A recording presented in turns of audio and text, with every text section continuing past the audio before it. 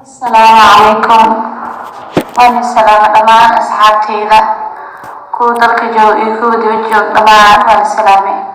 waxa aniga maanta iga hadalsiinayo ninka la dhahayo Dirisle oo gabdhaheena u dhigtay jirkoodii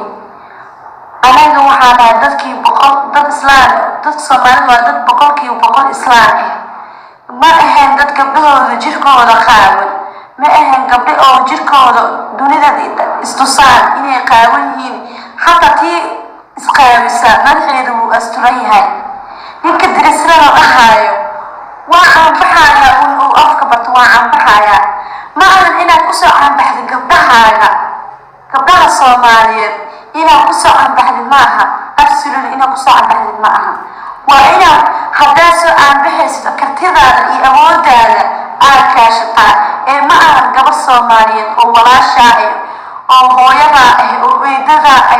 oo kula dhalatay inaad ku aanbaxdo oo maalin walba fadeexadeeda u taagnaatid dad waxaa jira dhalinyaro oo aqligooda ku filneen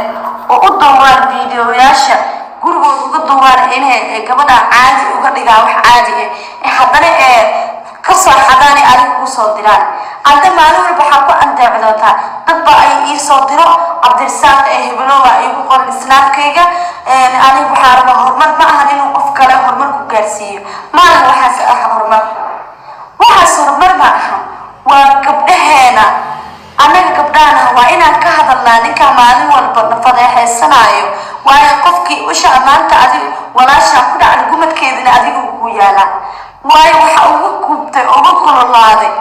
gabdhaha maalin walba aad soo dhigaysid oo jirkooda qaawan oo cawradooda asturneen oo laga yaabo doqon adiga kula mid inuu ka duwaamo doqon adiga kula mid oo ka soo qaadayo oo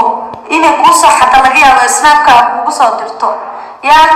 maalin walba inaad ku soo anto dhahdid baan hormaran ku gaaraya gabar jirkeeda ma aha waliba gabar walaasha Soomaaliyeed gabdhaha cadaanka ma u tagtid ma fiidiyoyada igu dheelaya